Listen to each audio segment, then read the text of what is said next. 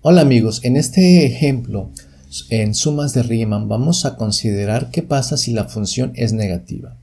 Fíjense, dice, evalúe la suma de Riemann, RP, R subíndice P, para esta función f de x igual a x más 1 por x menos 2 por x menos 4. Igual, si ustedes hacen este producto, les da x al cubo menos 5x cuadrado más 2x más 8.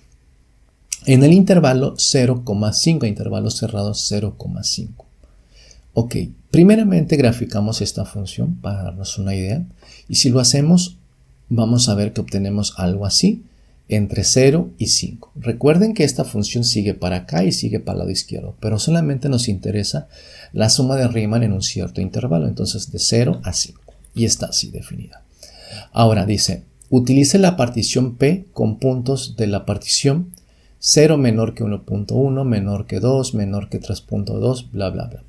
Estos puntitos de la partición son los que me forman el subintervalo. Entonces 0, 1.1, 2, 3.2, 4 y 5. ¿Ok? Entonces tenemos este cachito, luego tenemos este, luego tenemos este, luego este y este. Ok. Aquí hay unas líneas punteadas que ustedes ven con otros valores que corresponden a lo siguiente. Dice, y los correspondientes puntos muestra. Aquí el problema se los está dando directamente. Recuerden que en el video anterior vimos un ejemplo donde nosotros calculamos estos puntos muestra, pero aquí se los está dando el problema. Entonces dice x barra 1, 0.5, lo localizamos aquí. Y luego x barra 2, 1.5, 2.5, 3.6 y el final coincide con el valor de b, es decir, de este extremo, de 5. ¿Sales? Esto es algo que lo habíamos comentado en el primer video. Entonces, como ven, vamos a tener pues esta partición. Ahora, si me voy a la notación de suma de Riemann, pues yo necesito calcular esto. Esta f evaluada, la función f, que es esta, evaluada en el primer punto muestra, por el ancho correspondiente, es decir, por el delta x, es decir, base por altura. Eso me va a dar el área del primer rectangulito. Pero al evaluar estas f's en los puntos muestra, me va a permitir encontrar la altura máxima de cada uno de los rectangulitos. Significa que este número va a ser positivo, este va a ser positivo. F evaluado en el punto muestra x3, que es en 2.5, me tiene que dar un valor negativo porque lo vamos a localizar acá. El valor que me dé f de x3 estaría sobre la gráfica y esto me indicaría la máxima altura. En este caso se puede decir como altura negativa, ¿sales?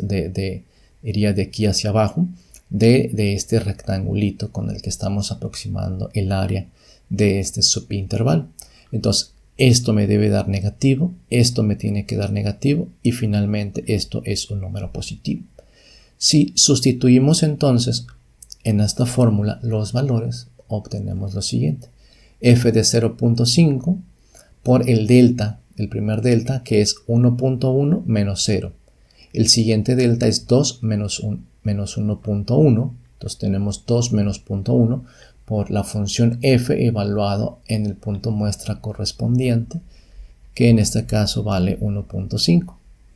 Y si hacemos esto, y hacemos f de 0.5, es decir, 0.5 al cubo menos 5 por 0.5 al cuadrado más 2 por 0.5 más 8, eso les va a dar 7.875. Por 1.1 menos 0, esto es 1.1.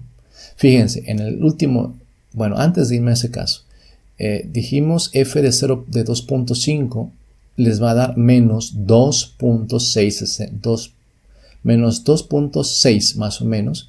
Si nos vamos acá es más o menos el valor.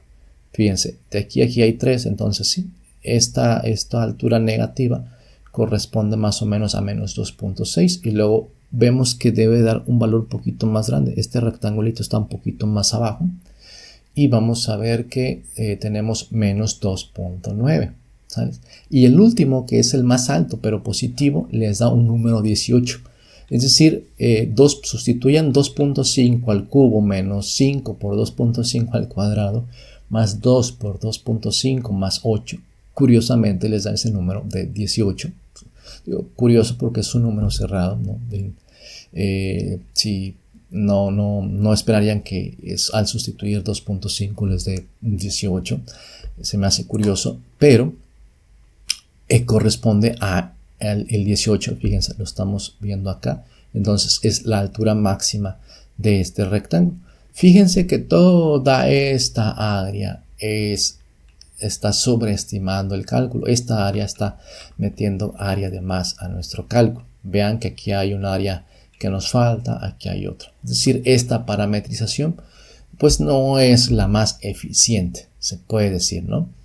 Pero bien, si hacemos entonces los cálculos, pues llegamos a que tenemos 23.9698 unidades al cuadrado. Esto es el área que estamos estimando en esta suma de Riemann, ¿sales? Entonces, como ven, podemos tener el caso donde la gráfica tome valores negativos en el eje de las y, y bueno, simplemente es la suma algebraica. ¿Por qué?